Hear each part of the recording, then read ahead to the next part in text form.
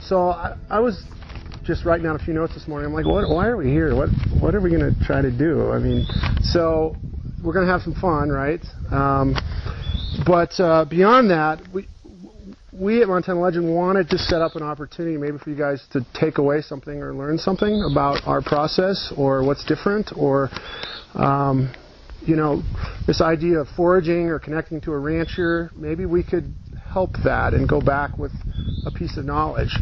And also the flip side is really important for us at Montana Legend, is we want to learn about your lives and what you do and what it's like to touch your customers and how we can be better at what we do so that we both win. So it's kind of this extended Q&A session, both kind of formal like now and informal, you know, when we're out riding or drinking a beer or whatever. So hopefully there's going to be some learning and some networking that goes on that we can all go home with.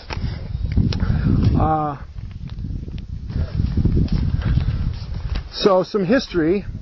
And when I went and saw all of you to sell some beef, I think you saw Frank, so I don't know what story was told. I think I probably told at least part of this story about some of our history, because it's important of what we do and where it comes from and how the beef works.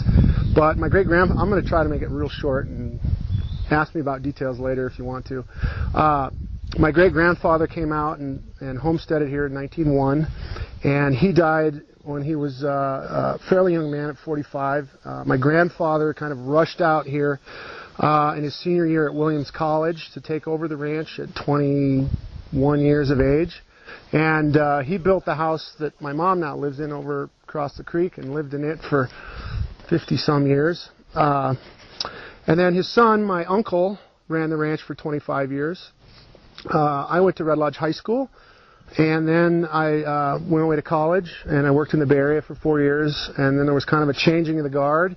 My uncle was leaving, and I was kind of the logical next choice amongst my cousins, and so 14 years ago I dragged this pretty little thing out of California, and God bless her, she stuck around, and I ran the ranch for 7 years, and in the kind of bigger picture of the beef industry, in the last 30 years, the margins that the calf producer has received on ranches throughout the country has kind of steadily gone downhill.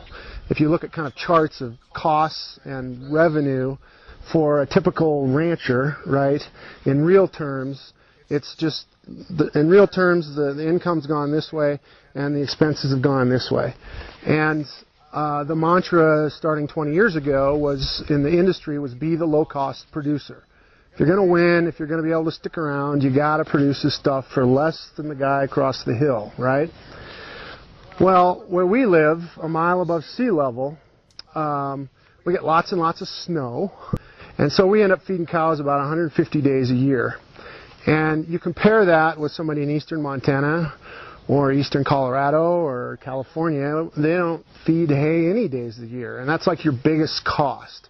So we're at a big disadvantage in the commodity market as far as being the low-cost producer. It just wasn't something that we could follow. So we had a very traditional, multi-decade cow and calf operation, which I wish I could take credit, but my uncle started to see that we needed to diversify our income base. And so he started this little guest program a couple years before I came on. And then during my 7 years, we kind of tried something new every year to branch out the revenue base, getting away from very traditional cows and calves. And so now we have a little guest business. We have yearlings. We have some cows and calves. We've got ownership in this meat company. It sounds really romantic, but it's a pain in the ass. We've got this oil well up there, which has never made us a dime. But, I mean, it just kind of shows what we needed to do. I mean, we've got our income kind of spread across several fronts now, and it's kind of made us more stable. And but we wanted to get out of the commodity cattle business where you were a price taker. What happened is the guy who bought your calves drove over that cattle guard every fall, and he said, "This is what I'm going to pay you. Take it or leave it. Period. End of story." And that's all you had. And that sucked. you know, because more and more years that number was a bad number. It didn't work. And so niche marketing has kind of was thrown out there. Mel Coleman, who's kind of the father of the natural beef business in Colorado. If you've looked at natural beef at all, you've seen his name, particularly 15 or 20 years ago. He was kind of the grandfather of the industry, if you will. So he was doing this thing, and I kind of said, you know, there's a niche market that kind of matches with our values. We have a conservation easement on the ranch, can't be subdivided. That's kind of a left-leaning value. Sustainable agriculture is kind of in our blood, and natural beef just kind of seemed to fit, right, with who we thought we were and what we wanted to do. So I hooked up with a guy down in Joliet, Montana, who was producing natural calves. And we finished some of them. We brought them to Peter and Eric. We tried it out. And I figured I knew something about cows, so how hard could the meat business be, right?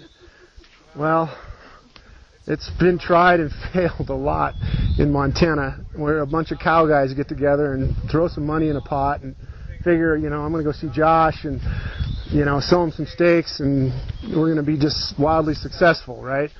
Well, it's much more complicated than that. And so between starting the meat company and today, there's a bunch of kind of miracles that happened. I don't know in your businesses if you can point to significant milestones that like either came about serendipitously or things you had that just, well, we've had them. You know, for me, there's one, and there's one, and there's another, but we had some significant customers kind of show up just at the right time. You all have been very important for a big number of ways of helping us with feedback, helping us get some wider distribution, helping us be able to point to some kind of anchor restaurants in different markets. So there's been a bunch of kind of, and I could talk a long time about what they are, but ask me about them later. But so we're the meat company, Montana Legend, is kind of on version 3 right now. The first version was me and my family putting some money in a pot, going out and killing some cows and trying to sell some steaks. The steaks were great. Everybody loved them, and there was a warehouse full of hamburger left over. And I kind of went, oh, you got to sell hamburger too, don't you? And just took a financial bath. That was kind of, but what came out of that is the people we sold the meat to said, this is great. You know, you got to keep going. This is just really good stuff. So I said, okay, we're going to keep going.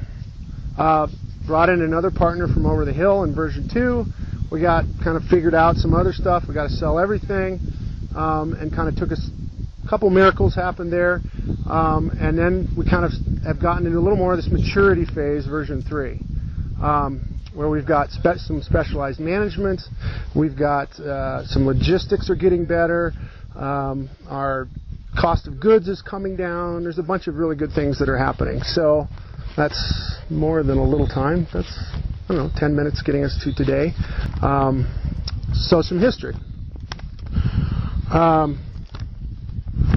So, you know, kind of broad themes for me over the couple days we're going to spend together. I think the common theme for all of us is something to do with really good product. That's what joins maybe all of us, right? You put out a great product at Moss's, maybe, you know, we're an ingredient in that process. You know, certainly Montana Legend puts out a good product. You know, the ranch puts out a variety of good products, but good product is maybe a common theme that we all have, and or maybe why we're here and why we're thinking about it for our individual customers. Brand or product differentiation and brand loyalty is maybe a common theme. I mean, people come back